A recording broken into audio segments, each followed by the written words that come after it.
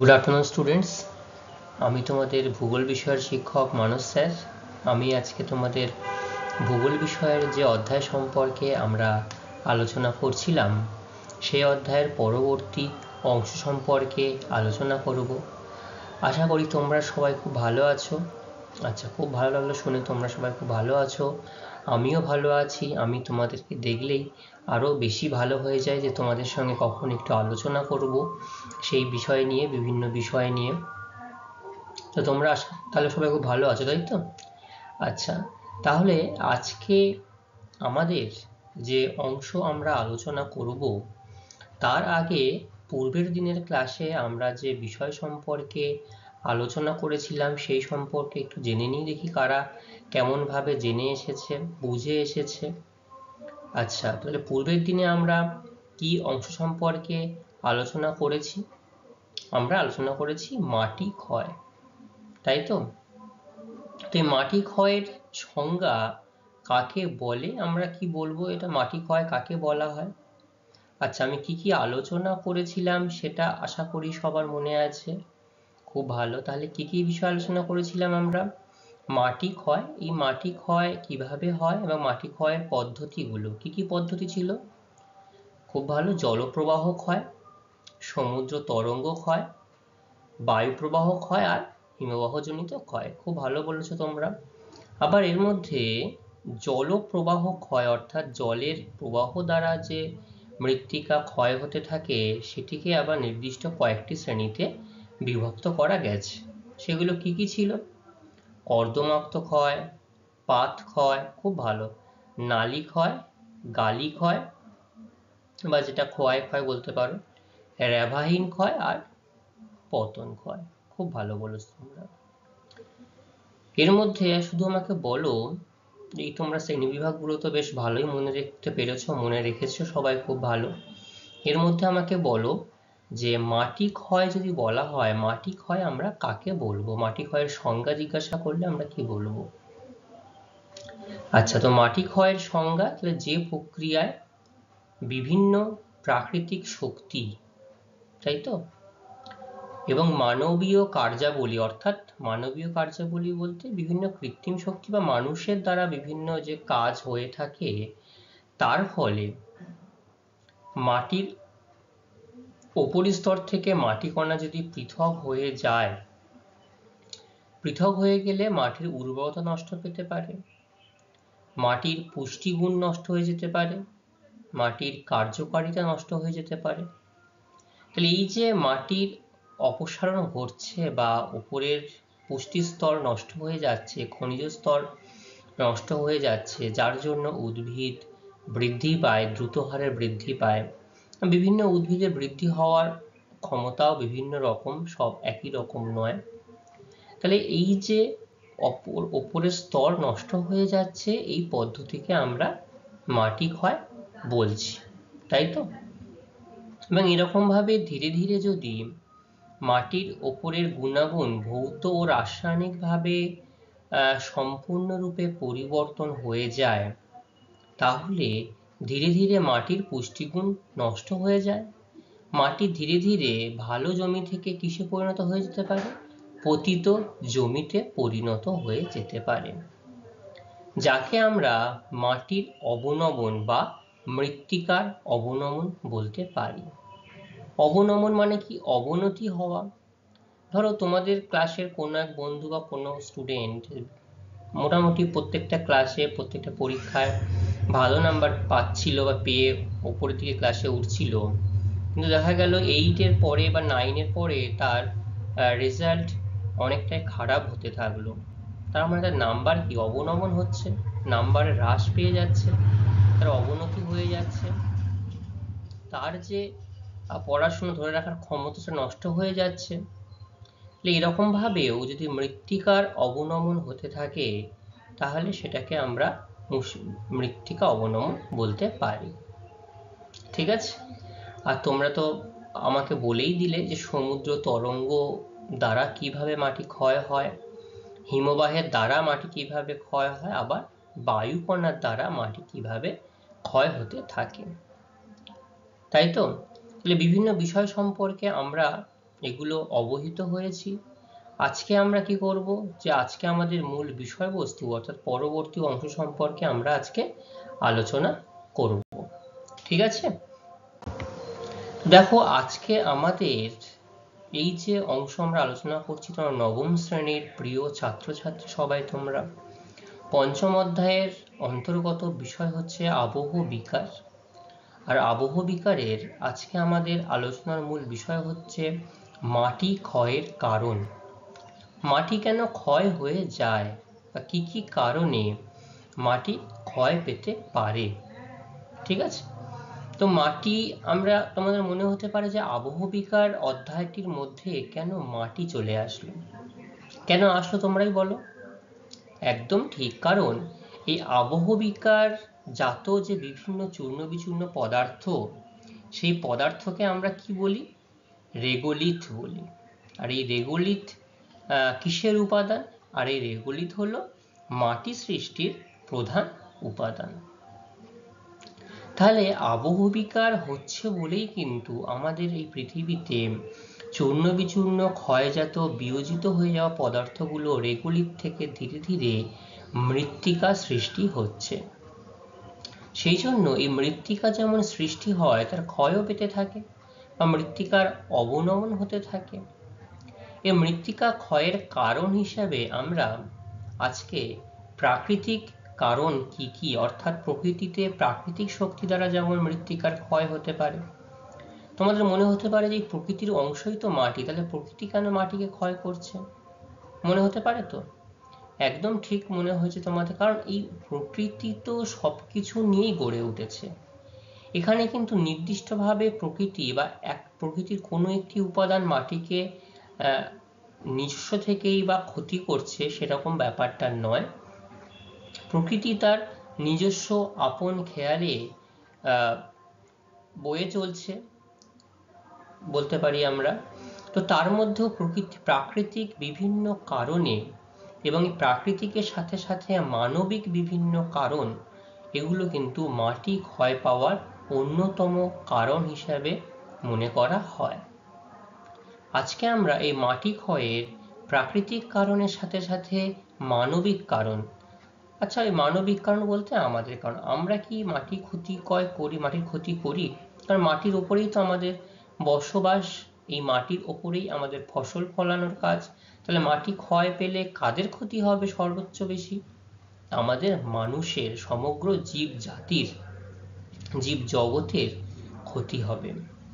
তো সেই জন্য মাটি ক্ষয় যদি হয়ে যায়, তাকে কিভাবে সংরক্ষণ করব, সেই সংরক্ষণের ব্যবস্থাও কিন্তু আমাদেরকেই করতে হবে। কারণ আগে যখন মানুষ বিভিন্ন পদ্ধতিতে চাষবাস করতো, বুঝতো না যে এই মাটিটা ক্ষতি হচ্ছে, কিন্তু পরবর্তীকালে বিভিন্ন মাটি বিজ্ঞানী যারা রয়েছেন বা কৃষি বিজ্ঞানী যারা রয়েছেন, তারা দেখা গেল মাটির গুণাগুণ নষ্ট হয়ে যাওয়ার ফলে একটা উদ্ভিদ থেকে যতটা প্রয়োজনীয় শস্য আমরা উৎপাদন করতে পারি, সেই তুলনায় উৎপাদন করা যাচ্ছে না, যেটা একটা বড় সমস্যার বিষয়। সেজন্য মাটি সংরক্ষণের প্রয়োজনীয়তা আসলো। তো এই মাটি সংরক্ষণ আমরা পরবর্তী ক্লাসে, পরবর্তী অংশে ধীরে ধীরে আলোচনা করব। আজকে আমাদের আলোচ্য বিষয়বস্তু হচ্ছে মাটি ক্ষয়ের কারণ। কি কারণে মাটি ক্ষয় পায়, চলো আমরা ধীরে ধীরে জানি। তো মাটি ক্ষয়ের কারণে প্রকারভেদ যদি করা হয়, তাহলে প্রধানত দুটি কারণে মাটি ক্ষয় পেতে থাকে। একটা হচ্ছে দেখো প্রাকৃতিক কারণ, ঠিক আছে, এ হচ্ছে প্রাকৃতিক কারণ। প্রাকৃতিক কারণগুলোর মধ্যে কি কি রয়েছে? বৃষ্টিপাত ও জলপ্রবাহ। কারণ আমাদের প্রকৃতিতে যখনই বৃষ্টিপাত হয়, বৃষ্টিপাত হলে কি হবে, সেই বৃষ্টির জলটা ভূমির ঢাল অনুযায়ী সেটা প্রবাহিত হতে থাকে। এই প্রবাহিত হতে হতে কিন্তু এই জলপ্রবাহে কিন্তু মাটি ক্ষয় পেতে থাকে ধীরে ধীরে। এটা একটা কারণ গেল।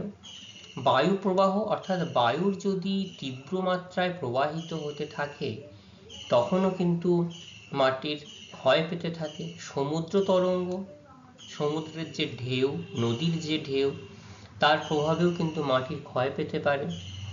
আর রয়েছে ভূপ্রকৃতি ও ভূমিঢাল। ভূপ্রকৃতি দেখা গেল যে নরম শিলাস্তর দ্বারা ভূপ্রকৃতি গড়ে উঠেছে বা নরম মাটি রয়েছে, সেখানে কিন্তু যে কোনো কারণেই ভূমি মানে মাটি ক্ষয় পেতে পারে ভূমির ঢাল অনুযায়ী। আবার শিলা ও মাটির প্রকৃতি, এখানেও যে আদি শিলা অর্থাৎ কোন শিলা থেকে কোন মৃত্তিকা গড়ে উঠেছে তার উপরে নির্ভর করেও কিন্তু মাটির ক্ষয় পাওয়ার কারণ নির্ভর করে। ঠিক আছে, তো প্রাকৃতিক কারণের মধ্যে 5টি কারণ আমরা দেখলাম। আর মানবিক কারণের মধ্যে বৃক্ষচ্ছেদন। বৃক্ষচ্ছেদন মানে গাছ কাটা। গাছ যে কতটা আমাদের প্রয়োজনীয় এবং আমাদের পরিবেশকে বাঁচিয়ে রেখেছে সেটা আশা করি নতুন করে তোমাদেরকে বলতে হবে না, কারণ নবম শ্রেণীতে তোমরা পড়াশোনা করছো, বেশ অনেকটাই এই সম্পর্কে ধারণা তোমাদের রয়েছে। তবুও আলোচনা করতে করতে আমরা আরো খানিকটা বিষয় জানবো। যথেচ্ছ পশুচারণ, অর্থাৎ এই যে অনিয়ন্ত্রিতভাবে যেখানে সেখানে প্রচুর পরিমাণে পশুচারণ করা হচ্ছে, যেখানে পশু করা উচিত নয় সেই অঞ্চলেও যদি পশুচারণ করা হয় তাহলে পরিবেশের ক্ষতি হবে, তার সঙ্গে সঙ্গে মৃত্তিকাও ক্ষতি হচ্ছে।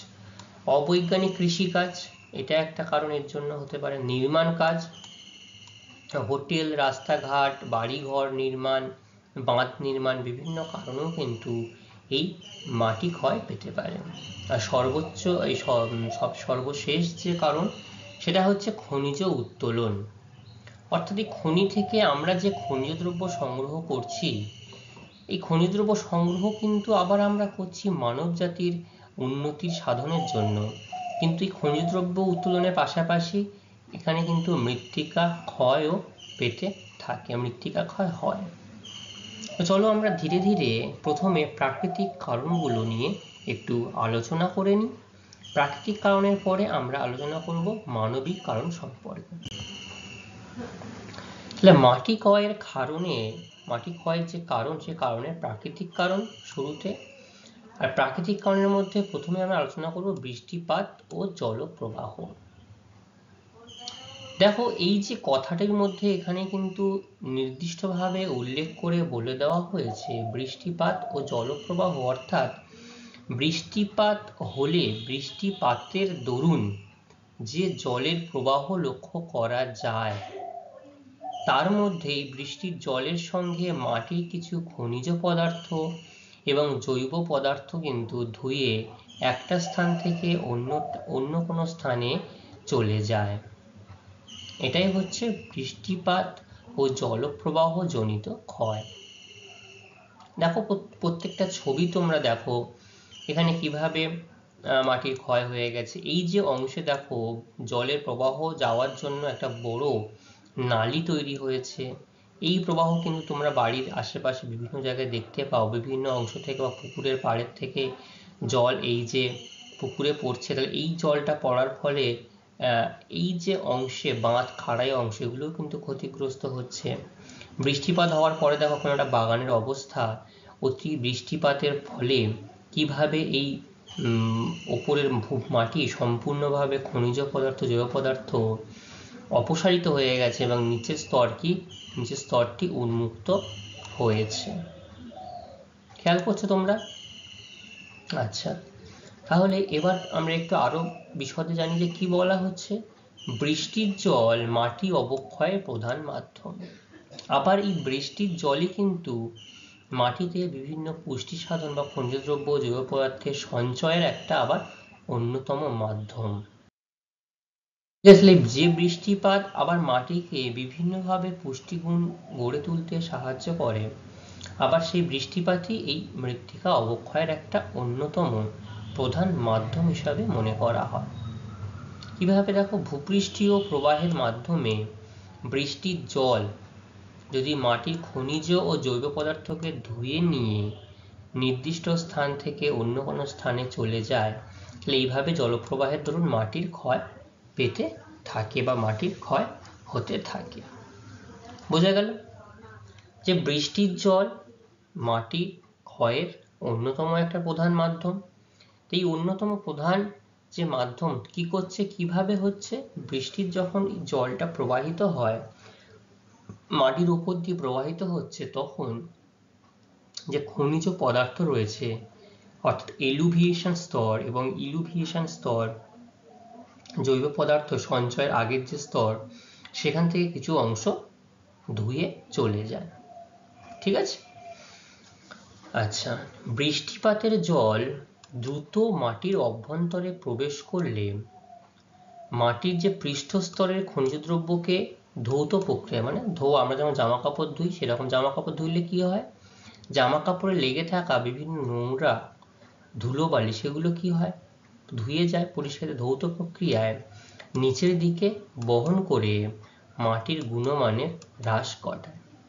দেখবে এমন কিছু কিছু মাটি রয়েছে যে মাটি খুব সহজে জল প্রবেশ করতে পারে, এবং প্রবেশ করার ফলে কি হয়, আমি তোমাদের আগে একটা ক্লাসে দেখিয়েছিলাম, একটা ক্লাস আগে, যে মাটির যে এলুভিয়েশন স্তর রয়েছে, অর্থাৎ যে খনিজ স্তর রয়েছে, সেই খনিজ স্তরে বৃষ্টিপাত বা জল যাওয়ার জন্য উপরের স্তর থেকে সেই খনিজ পদার্থ ধুয়ে নিচের স্তরে, অর্থাৎ ইলুভিয়েটেড যে স্তর রয়েছে, ইলুভিয়েশন যে স্তর, সেই স্তরে গিয়ে কিন্তু তোমার এই খনিজ পদার্থ সঞ্চিত হচ্ছে। তাহলে যে স্তরে খনিজ পদার্থের স্তর, সেই স্তর থেকে চলে যায়, তাহলে খনিজ পদার্থের কি হবে, নিচের দিকে চলে যাচ্ছে, হ্রাস করছে। তাহলে মাটির গুণমান কিন্তু হ্রাস পেতে পারে। ঠিক আছে। আবার মুষলধারে বৃষ্টিপাত হলে ব্যাপক হারে নালী খাত হয়। এই যে ব্যাপক হারে নালী খাত হতে পারে, এরকম ভাবে এরা হয়েছে, নালী খাত হতে পারে। আবার খাত ক্ষয়, যেটা হচ্ছে গালি ক্ষয়, নালী বড় হয়ে গেলে কিন্তু খাত ক্ষয় হতে পারে, মাধ্যমে ভূমি ব্যবচ্ছিন্ন হয়ে পড়ে। ঠিক আছে। আমি একদিন দেখেছিলাম যে গালি ক্ষয়, বড় বড় গালি ক্ষয়ের মাধ্যমে কিভাবে এদিকের ভূমি আর নির্দিষ্ট ভূমি আলাদা হয়ে যাচ্ছে, এর ফলে মাটি অবক্ষয় বৃদ্ধি পাচ্ছে। আর বৃষ্টিকণা মাটির দানাকে সরাসরি আঘাত করে ভেঙে দেয়, তাই তো। তাহলে বড় বড় যে বৃষ্টির কণা, সেই বড় বড় বৃষ্টির কণা কি হয়, মাটির দানাকে সরাসরি আঘাত করে ভেঙে দিচ্ছে। ঠিক আছে। তাহলে এরকম ভাবে আমরা মাটি ক্ষয়ের বিভিন্ন কারণ সম্পর্কে জানবো। 1 নম্বর আমরা যেটা আলোচনা করলাম সেটা কি, বৃষ্টিপাত ও তার সাথে জলপ্রবাহ। ঠিক আছে।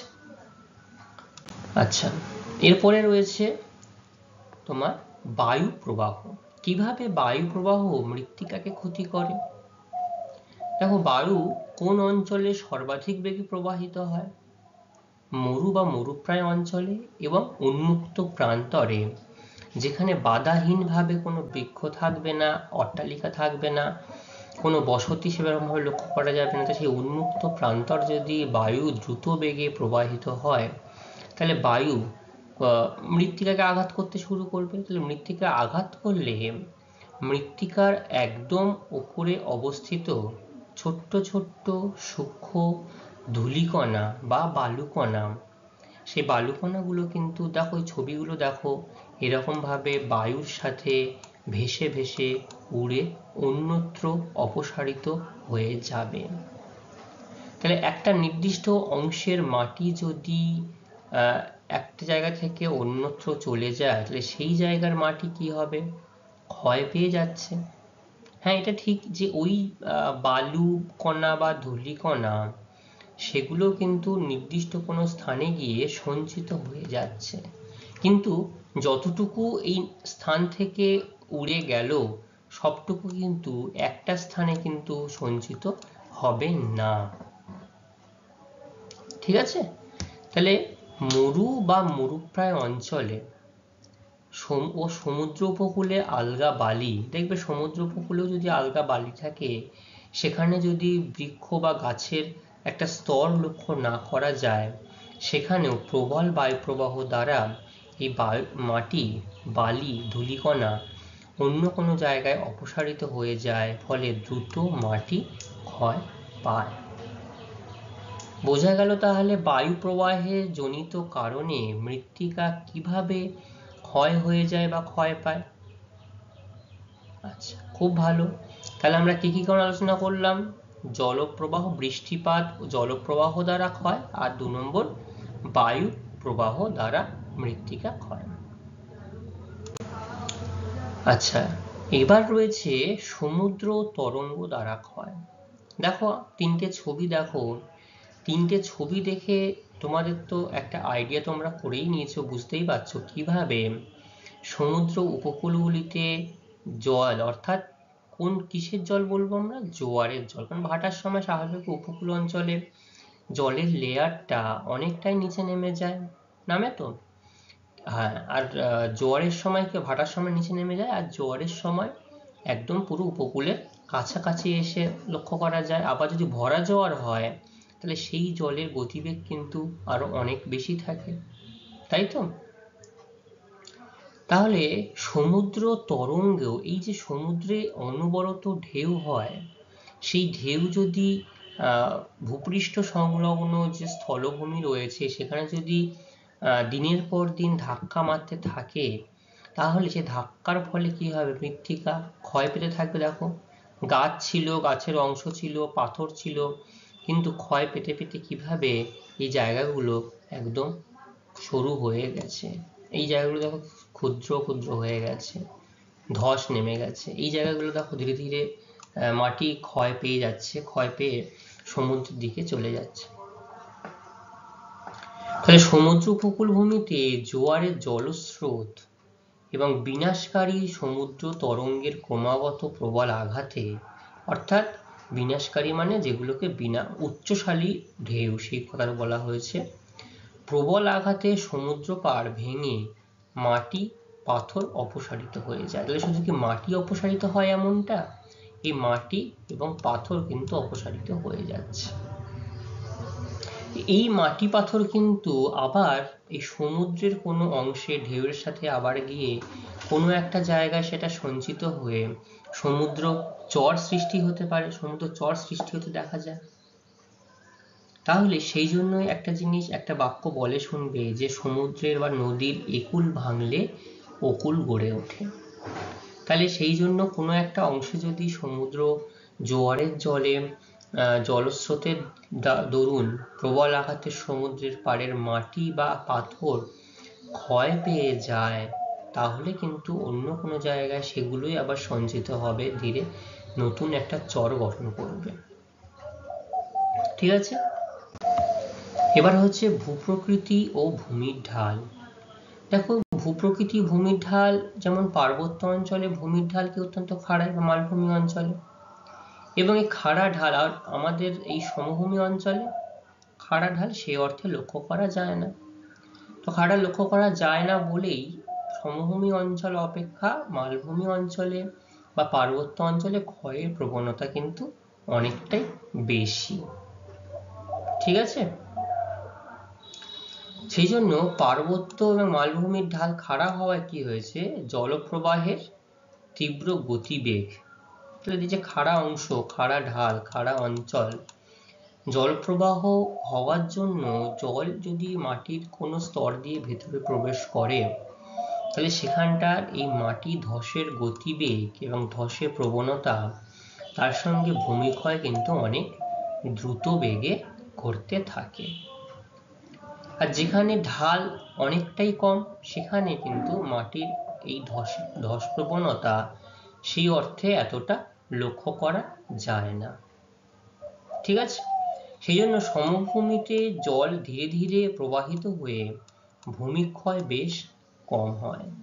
সমভূমি অঞ্চলে জল যখন ধীরে ধীরে প্রবাহিত হচ্ছে, আর ঢালাই অঞ্চলে জল এই দ্রুত বেগে প্রবাহিত হওয়ার জন্য এবং খাড়া হওয়ার জন্য যদি কোনো ফাটল মধ্যে দিয়ে জল ভেতরে প্রবেশ করে, তাহলে তখন কিন্তু মাটি ধসে যেতে পারে। এবং সেই জন্যই ভূপ্রকৃতি ভূমিঢাল আর তার সঙ্গে শিলা ও মাটির প্রকৃতি একই সাথে কার্যকরী ভূমিকা পালন করে। কারণ শুধুমাত্র ভূপ্রকৃতি ভূমিঢাল নয়, তার সাথে সাথে এই মাটির প্রকৃতিও একটা গুরুত্বপূর্ণ বিষয়। কারণ এখানে দেখতে হবে কোন মাটি এখানে তাড়াতাড়ি ক্ষয় পায়। অনেক সময় দেখা যায় পাথর এবং শক্ত মাটি, যদি আগ্নেয় শিলা দ্বারা গঠিত কোনো মাটি, ব্যাসল্ট দ্বারা কোনো গঠিত মাটি, সেগুলো কিন্তু সহজে ভঙ্গুর হয় না, সহজে ধস নামতে দেখা যায় না। ভূমিকম্প হলে আলাদা ব্যাপার সেটা, কিন্তু সাধারণত বৃষ্টির জন্য কিন্তু সেই মাটিগুলো সহজে ধস লক্ষ্য করা যায় না। তো সেই জন্য বলছে যে আগ্নেয় ও রূপান্তরিত শিলা অপেক্ষা পাললিক শিলা অর্থাৎ স্তরে স্তরে পলির স্তরে স্তরে যে সঞ্চিত হয়ে শিলা গঠিত হয়, সে যে পাললিক শিলা, এই শিলায় সচ্ছিদ্র ও নরম হওয়ায়, কারণ এটা ছিদ্র হওয়ার নরম প্রবণতা বেশি রয়েছে। ছিদ্র হলে কি হবে, বৃষ্টির জল সহজেই এই মাটির অভ্যন্তরে প্রবেশ করবে, তাহলে এটা ক্ষয়ের কবলে পড়বে। ঠিক আছে। আচ্ছা, মাটি বড় দানাযুক্ত হলে জলের দ্রুত অনুপ্রবেশ মাটির গুণগত অবনমন ঘটাতে সাহায্য করে। ঠিক আছে। ফলে মাটি আর ক্ষুদ্র দানা বিশিষ্ট হলে পৃষ্ঠপ্রবাহ দ্রুত হারে মাটি ক্ষয় পায়। তাহলে বড় দানা যখন হচ্ছে, তাহলে বড় দানা হলে তখন উপর দিয়ে তখন জল আর প্রবাহিত হতে পারছে না, তাই না? জল প্রবাহিত না হওয়ার জন্য কি হচ্ছে, জল ভেতরের দিকে প্রবেশ করছে, ফলে মৃত্তিকার অবনমন ঘটছে। আবার যদি সূক্ষ্ম সূক্ষ্ম কণা হয়, মাটিগুলোকে জুড়ে রয়েছে একটা কণা অপর কণার সাথে, তাহলে সেই মাটির কণাগুলো কিন্তু জুড়ে থাকার জন্য জলটা ভেতরে প্রবেশ করতে না পেরে উপর দিয়ে প্রবাহিত হচ্ছে।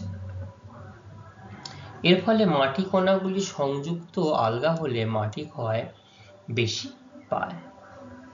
তো এই যে ছবিগুলো দেখতে পাচ্ছ, দেখে বুঝতে পারছো? হ্যাঁ, সেই জন্য এই ক্ষেত্রে দুটো পয়েন্ট আমি একসঙ্গে দেখি, ভূপ্রকৃতি শুধু এখানটা নয়, মাটির প্রকৃতি এবং কোন শিলা দ্বারা গঠিত ওই নির্দিষ্ট ভূপ্রকৃতি অঞ্চলটা, সেটাও কিন্তু অনেক গুরুত্বপূর্ণ একটা বিষয়। ঠিক আছে। আচ্ছা, তাহলে আমরা কটা প্রাকৃতিক কারণ সম্পর্কে আলোচনা করলাম?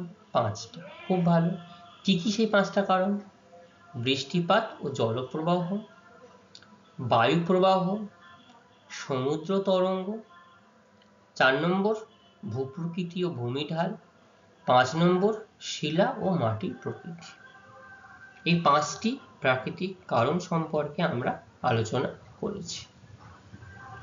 এবার আমাদের আলোচ্য বিষয়, ভেরি গুড, মানবিক কারণ। মানুষ এই কারণগুলোর জন্য, এই মৃত্তিকা ক্ষয় হচ্ছে এই নির্দিষ্ট কারণগুলো যখন আমরা আলোচনা করব, এর জন্য কিন্তু মানুষ এবং মানুষের বিভিন্ন কার্যাবলী বেশিরভাগ অংশে দায়ী। দেখো, বৃক্ষছেদন, তোমরা জানো বা দেখেছো, কোনো একটা জায়গায় বৃক্ষ যদি গড়ে ওঠে, সে বৃক্ষ তার শিকড় দিয়ে কিভাবে মাটিকে আগলে রাখে, জড়িয়ে ধরে রাখে। সেই জন্য নদী তীরবর্তী অঞ্চলে বাঁধের গায়ে বড় বড় ম্যানগ্রোভ প্রজাতির গাছ বা বিভিন্ন গাছ লাগানো থাকে, যাতে সহজে মাটিগুলো ধুয়ে নদীতে না চলে যায়। দীর্ঘদিন ধরে সেই বাঁধটা স্থায়ী রূপে ধীরে ধীরে তার সময়ের অনুযায়ী চলতে থাকে। ঠিক আছে। কিন্তু যদি মৃত্তিকা উন্মুক্ত হয়, মাটির উন্মুক্ত হয়, বৃক্ষের শিকড় বা কোনো কিছু দ্বারা জুড়ে নেই, তাহলে কিন্তু মাটি খুব সহজেই কি হবে, ক্ষয়প্রাপ্ত হয়ে যাবে। আবার কোনো অংশে যদি গাছ না থাকে, গাছ না থাকলে কি হবে, উন্মুক্ত প্রান্তর, বৃষ্টি হলে কি হবে, সব থেকে উপর থেকে বৃষ্টির ফোঁটাটা কোথায় এসে আঘাত হবে, মাটিতে। তাহলে অনেক উঁচু থেকে মাটিতে আঘাত করার জন্য মৃত্তিকার নির্দিষ্ট অংশ কি হবে, ক্ষয় পেয়ে যাবে, তাই তো? তাহলে এই জিনিসগুলো আমরা কিন্তু লক্ষ্য করতে পারি বা দেখেছি।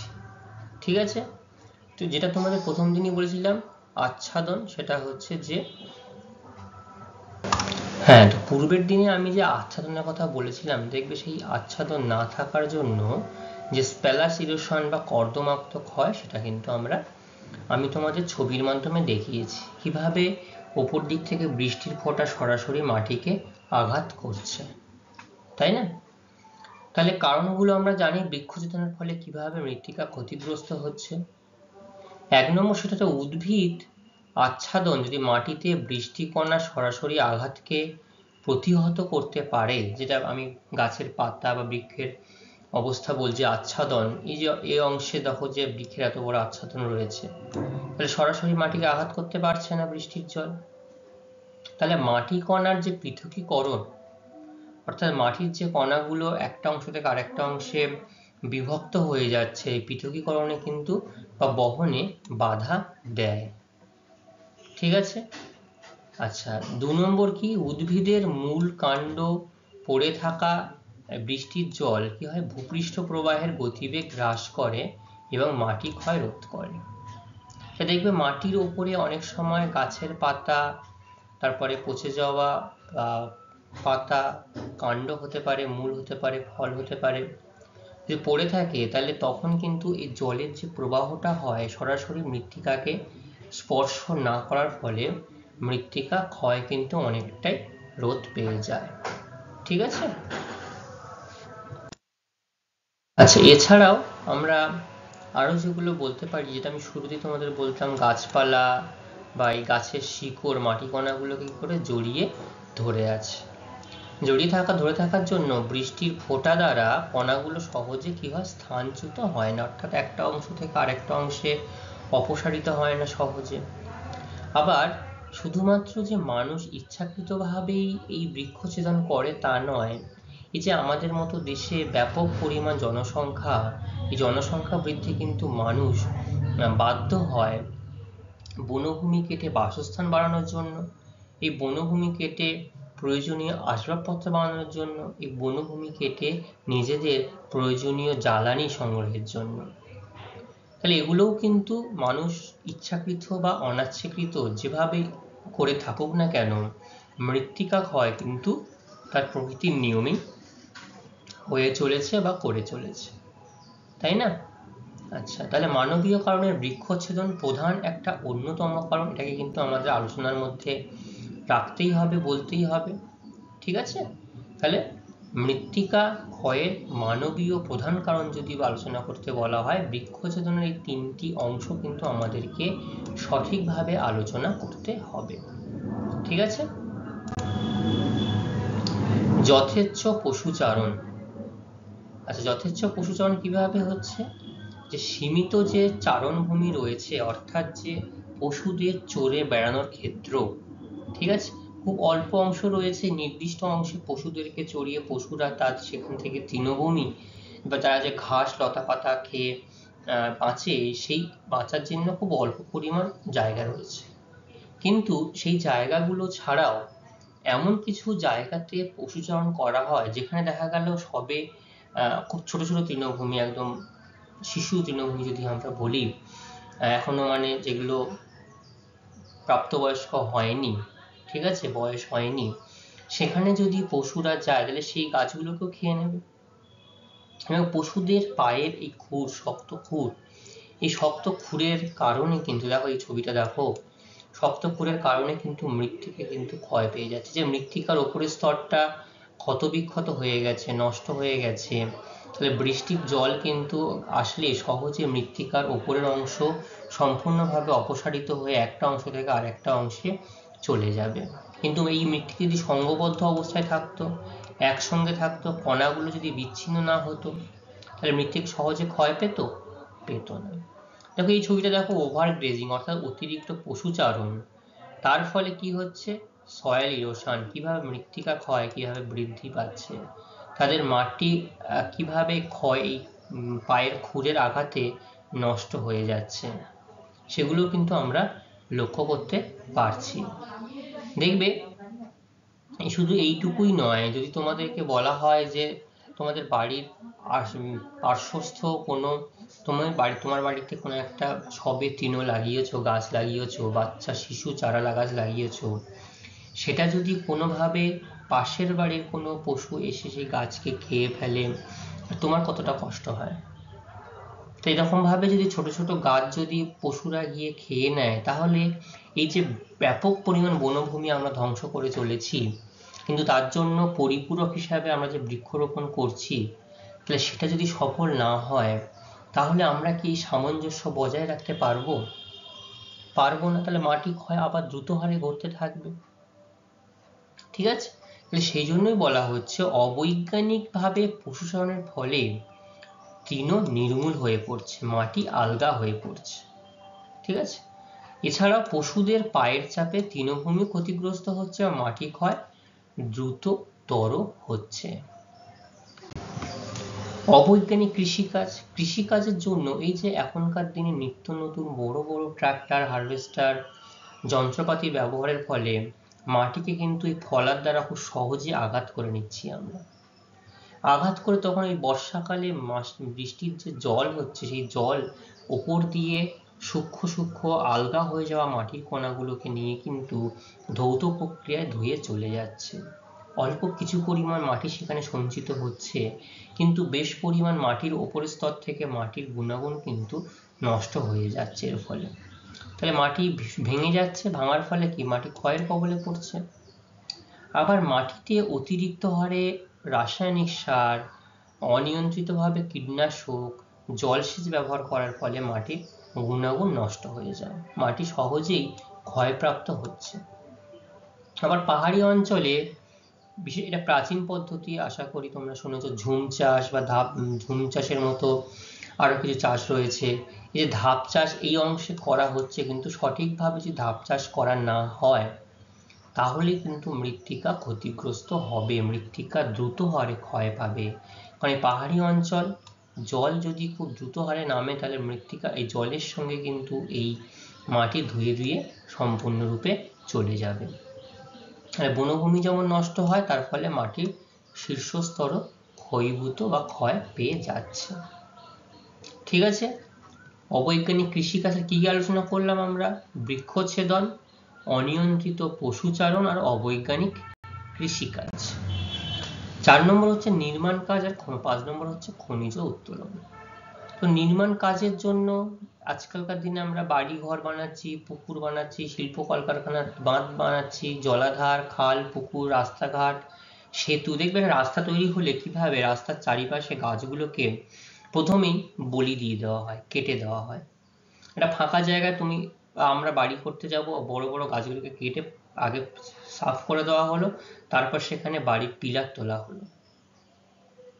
তাহলে এই যাই কিছু করি না কেন, বা একটা সরকারি কনস্ট্রাকশনে চলতে থাকে, বড় সেতু, বড় ওভারব্রিজ চলতে থাকে, দেখবে সেখানেও কিন্তু প্রচুর পরিমাণে মাটি তুলে ফেলা হয় উপরে, এবং সেই অংশে মাটির যে সংঘবদ্ধ অবস্থা ছিল কয়েক হাজার হাজার বছর ধরে, সে মাটি উপরে তোলার জন্য মাটির গুণাগুণ সেখানে নষ্ট হয়ে যাচ্ছে, এবং মাটির জন্য যে সংঘবদ্ধ অবস্থা, পার্শ্ববর্তী মাটিও কিন্তু আলগা হয়ে যাচ্ছে। ঠিক আছে, আলগা হয়ে যাওয়ার জন্য কিন্তু মাটি উপরের অংশ ক্ষয় পেয়ে যাচ্ছে। এটা একটা গেল। আর খনিজ উত্তোলন, মাটি খনন করে যখন আমরা খনিজ দ্রব্য উত্তোলন করি, তার প্রভাবে কিন্তু ব্যাপক ভূমিক্ষয় হয়। কারণ এই যে বিরাট বিরাট খনি অঞ্চল দেখা যায়, শুধু গর্ত করলেই যে খনিজ দ্রব্য আহরণ হয় তা নয়, মাটির সাথে মিশে বা শিলাস্তরের সাথে মিশে এই খনিজ দ্রব্যগুলো, লোহা, কয়লা বা খনিজ তেল, সোনা, রূপো, যাই বলি না কেন, সবই কিন্তু এই শিলা মধ্যস্থিত খনিজের মধ্যেই এই ধাতুগুলোকে পাওয়া যায়। সেখান থেকে মাটিগুলোকে আলাদা করে নিয়ে তবেই আমরা মূল খনিজ পদার্থটাকে চিহ্নিত করে নিচ্ছি বা সেখান থেকে খুঁজে নিচ্ছি। তাহলে এর প্রভাবেও কিন্তু ব্যাপক হারে মাটি সেই অঞ্চলে ক্ষয় পেতে শুরু করে বা ক্ষয় পেতে থাকে। ঠিক আছে, তাহলে আমরা মানবিক যে বিভিন্ন কাজগুলো আলোচনা করলাম সেগুলো কি কি? বৃক্ষচ্ছেদন, 2 নম্বর ছিল অনিয়ন্ত্রিত পশুচারণ, অনিয়ন্ত্রিত হারে কৃষিকাজ বা অবৈজ্ঞানিক কৃষিকাজ, নির্মাণ কাজ, আর 5 নম্বর খনিজ উত্তোলন। তাহলে যেটুকু অংশ আমরা আলোচনা করলাম প্রাকৃতিক ক্ষয় হিসাবে এবং মানবিক কারণ হিসাবে, এই মানবিক কারণের 5টি, প্রাকৃতিক কারণের 5টি, প্রত্যেকে তোমরা সবাই মনে রাখতে পেরেছো? মনে আছে? বুঝতে পেরেছো? খুব ভালো। তাহলে এই যে জিনিসগুলো যেগুলো তোমাদেরকে বললাম, সেখান থেকে গুরুত্বপূর্ণ প্রশ্ন আমি তোমাদেরকে এখানে দিয়েছি।